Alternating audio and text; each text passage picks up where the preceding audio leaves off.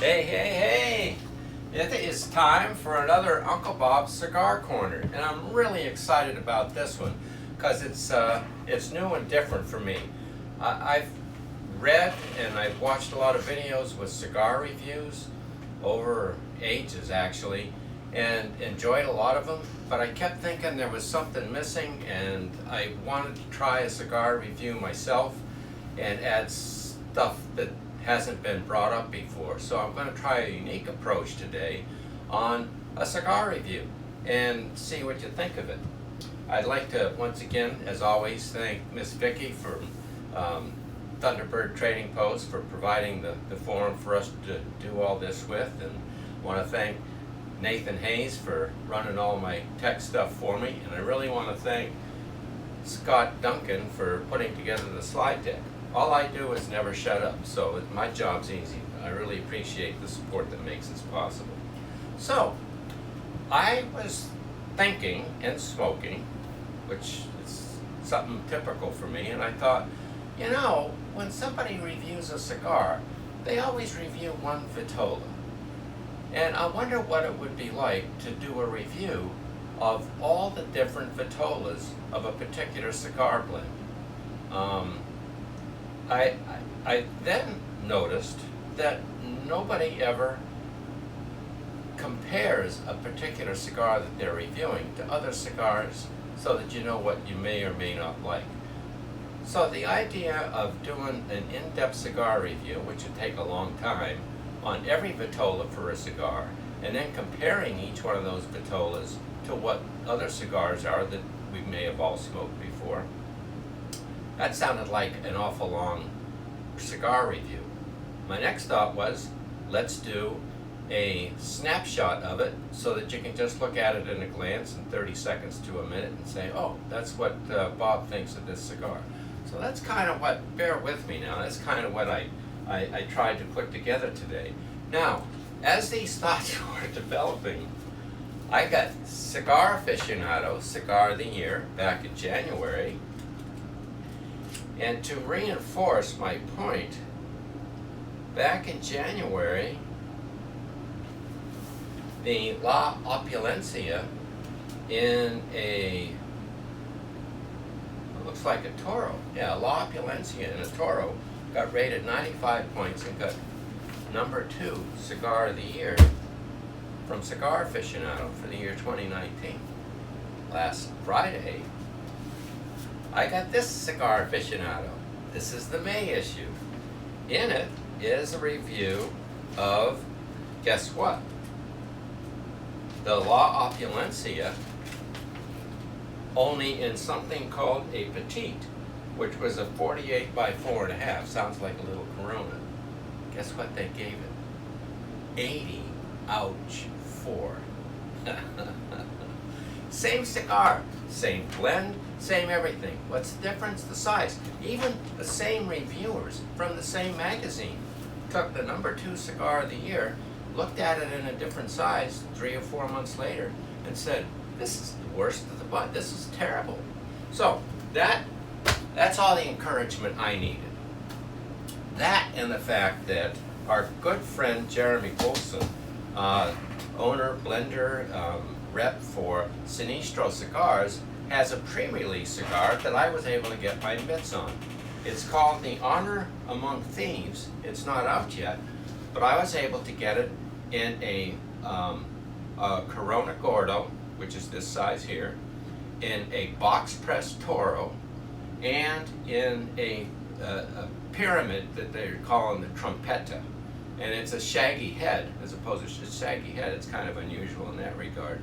And it's a pyramid, so it's narrow at the mouth end, and then gets real, and it's got a shaggy foot too, or a closed foot, I believe. So, same blend, same filler, same undisclosed binder, by the way. They won't tell us what the binder is. And same wrapper. What could be any different? They must be all the same, right?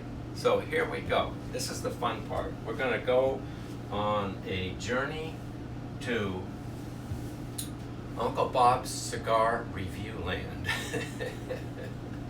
So, as I said, all vitolas of a particular cigar being reviewed, there's 3 in this. Well, when this cigar is introduced to the general public, it'll be at IPCPR, and there'll be a Robusto added to the line. So right now, we just have these three. I'm gonna do as I said and review each size. I'm also gonna compare it to other brands, and I'm gonna do a snapshot, call it a Cliff Notes version. It'll be easy to just take a quick look at and not have to spend an hour reading the book just to know what the cigar's like. So, without further ado, let me tell you a little bit about it. It's called the Honor Among Thieves, made by Sinistro.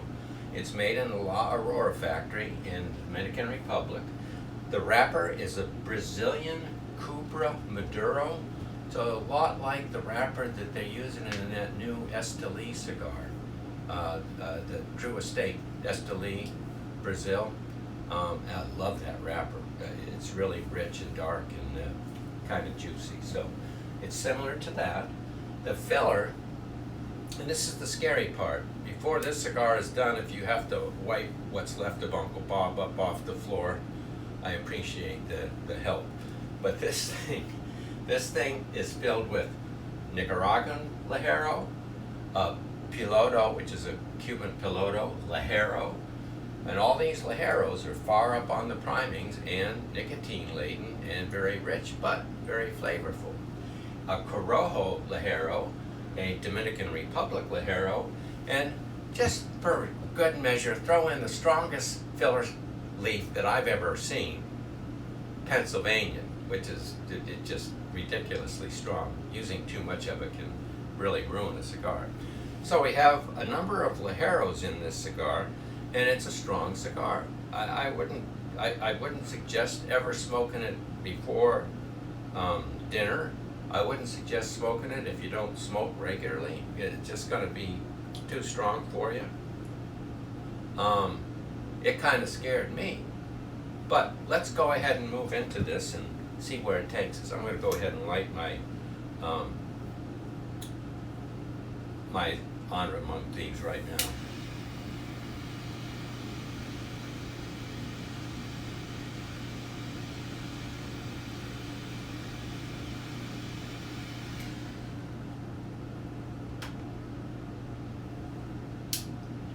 Wow. Right out of the gate, and on the long form structure, we're going with first puff, midway, and at the band, rather than 1/3, second, third, just trying to be a little different. But the first puff is a dark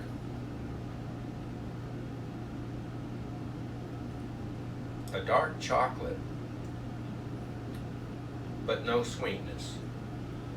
A little bit of a creamy malt, and this is odd. I've never had this on another cigar. This is my third one, and I'm picking it up on every one. Maybe it's because we record these on Friday nights, and Nathan and I always have pizza afterwards. But I swear I'm picking up a tinge of pepperoni on the finish when you just first light the cigar. It's not pepperoni. It's not like a black pepper or white pepper.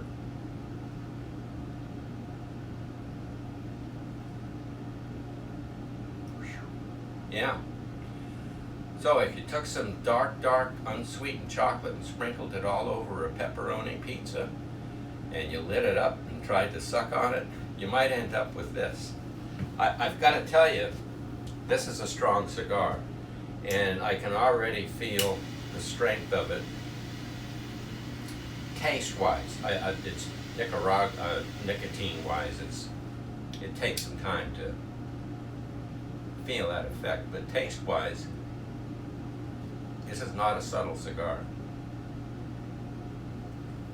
You might notice one other thing.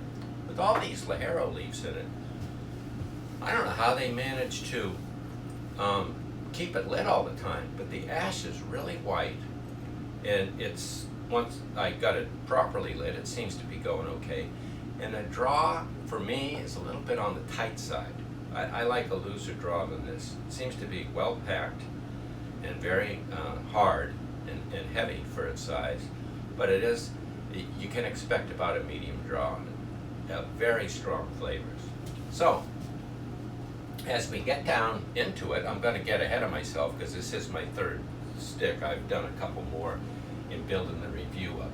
The body is full. As I said, the draw is medium, and it does have lots of really chewy, rich, savory smoke, thick, creamy smoke. When we get down midway, this is going to change up, and the pepperoni fades. The pepperoni's almost faded already. It's just there at the beginning, and kaboom, it disappears. But you'll see, as you get down to the middle, it'll come into a citrus, coffee, wood, cream. A lot of those kind of rich, dark aromas that you get in a good Padron, or some of the heavier sticks. Todos Los Dias comes to mind. Liga Privada number 9. That kind of a taste profile, and I'm not saying to taste anything like any of those cigars. It just has that strength, that body feel to it, and that darkness to it, and richness to it.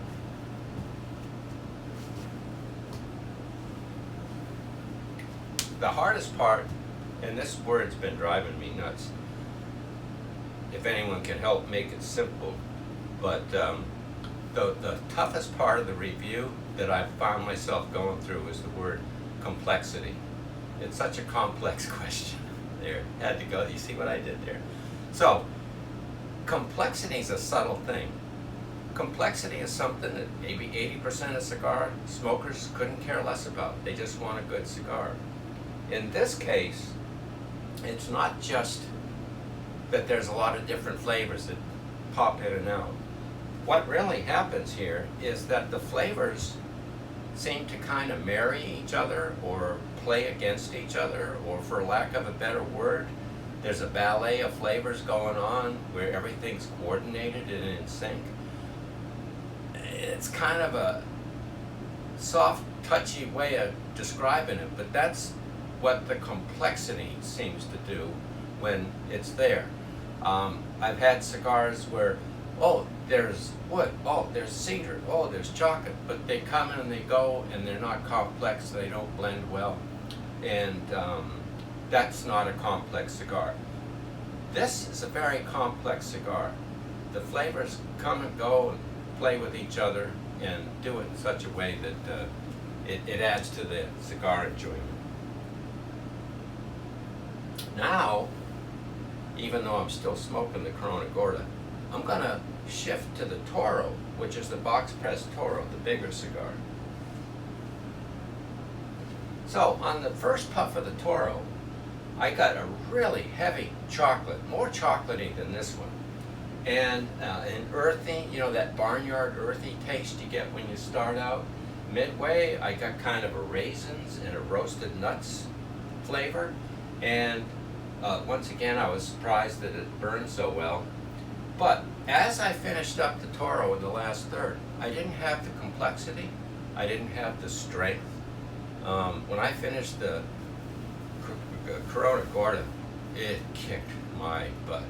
The Toro, not so much. So nicotine-wise, the Toro was a little bit easier to handle. But taste-wise, all the taste that I got in here, oh, where's that pepperoni? Where's that this? And they weren't there. And what was there was much more subtle and subdued. I would compare it more like with a good A.J. Fernandez, like a New World, compared to a Padron. It just has stuff there. It's a pleasant smoke, but it wasn't as complex, and the tastes were not as clear and obvious. So then we got to the Trompetta, and the thing was tight. I should have got one out to show you. I didn't bring them out, but the Trompetta comes down to a very thin head, and because of the nature, almost, you know, like any torpedo, that thin head, you got to draw stuff through there, especially if it's a thicker foot. Couldn't do it. It was very tight, and I tried to loosen it up, and it was uncomfortably tight for me, and I like a loose draw. Some people that like torpedoes a lot, yeah, they might like that tight draw. The other thing that was odd, and keep in mind, the Toro, this cigar, and the Trumpetta all had exactly the same leaf blend in them. Blended the same way on the same tables by the same people in the same factory. Midway through, up comes this strong floral note. Where did that come from? Never got that in any of the other cigars. And it was kind of a pepper. It was more of a black pepper, none of the magic pepperoni stuff or anything like that. And the tastes weren't as easy to get. As you can imagine, if you have to really draw hard to get enough smoke to really get the taste, it's gonna be a little kind of wishy-washy and subtle, and I couldn't pull the taste out of the Trumpetta that I could out of the others. It did seem to be a lighter, strength-wise smoke, a more pleasant afternoon smoke, less intensity, but on the other hand, it had to compromise and give up some things in that process. So that's the long review, and I did one of those big 3-page Cigar Journal long reviews on each one of these, where I went into even more detail. Things like, when did the ash drop? How many ash drops did I have? How even was the burn? Did I have to relight it? All of those details, they're all in the geek version of the Cigar Journal review. What I really was excited about, though,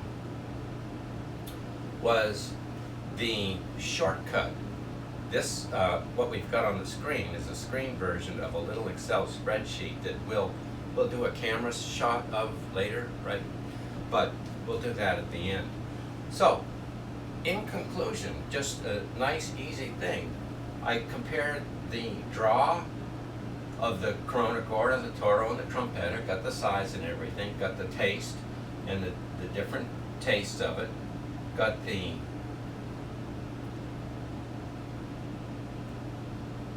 there we go. Got the complexity, high, medium, low, the smoke output, high, medium, plus, medium, minus, the body. Now this is just different vitolas of the exact same blend. And it encourages me to want to go to other cigars and dig into not just review the size that maybe the master blender had in mind when he made it, but all the other sizes. I've had customers come in to the Thunderbird saying, I want a My Father 6x60. And I'd say, well, I've got it, but I have it in a Toro, and it's a 6x56. Oh, and he'd go to a whole different cigar because the size mattered that much to him.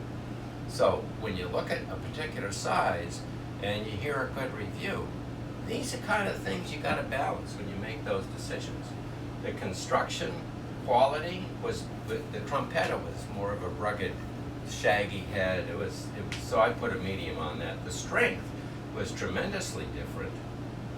And I've got to tell you, when I added up all these attributes, my favorite was the Corona Gorda, the one I'm smoking right now. But I'm afraid to smoke it most days because this has got to be my last stick of the day. It's that strong. It can throw me for a loop. Now, if you pick the Corona Gorda, what kind of a cigar am I looking at? Have you ever had a Lupe Jus? Have you ever had a Todos Los Dias or a Padron 26? That's the kind of cigar you're looking at. Not saying they taste like that. I'm just saying that's the strength, the profile, the ballpark that this cigar is in with those types of cigars. If you like those types of cigars and you don't find them harsh or overwhelming, this may be the cigar for you. The Toro reminded me a lot of Rocky Patel Prohibition or Aroma Craft Neanderthal. There's a couple of others, and they're on this sheet, which I'll show you. We've got the Tabernacle Toro. That's a good example. The crowned heads La Harem Toro, similar to the Toro size. And on the Trumpetta, Lupe Jus Torpedo would be in the ballpark, or an Intenso Torpedo, which is that little Gisbert. That's an AJ stick with a ton of character to it, or an LFD Chisel. And just to make the point of how this is a snapshot, this is the entire 9-page review on 3 cigars on one little sheet. that you could just look at and say, kaboom, I know everything I need to know to make a good cigar decision without wasting a half an hour. So I kind of got a kick out of approaching it that way, and wanted to share that with you. If I'm encouraged, I'll do this a lot more. I would love to have a notebook at the Thunderbird near the desk that just had pages and pages of cigar reviews, so people could come in at their leisure and say, well, what did you guys think of this cigar, or what is this like? And you know, you get busy at the cash register, you can't really remember some stuff, at least I can't. But if we had a library that we built up where we compared a particular blend, every size, this is something that someone could come in and take a look at and enhance their cigar purchasing decisions. Now this cigar, there it is, the Honor Among Thieves. Oh, and I gotta tell you, when it comes out at IPCPR, they're gonna change the band. I don't know why, but it's kind of nice. But this was just a page holder band, so to speak, for the pre-release. These cigars were pre-released at 6 shops countrywide, and 5 of those shops sold out within about a month of their pre-release. I've still got some at our place, mostly because we just didn't tell anybody about them, but shame on us. But we do have them, and we will continue to have them at IPCPR. They'll go out to just about everywhere. You'll know more about them. So, in conclusion,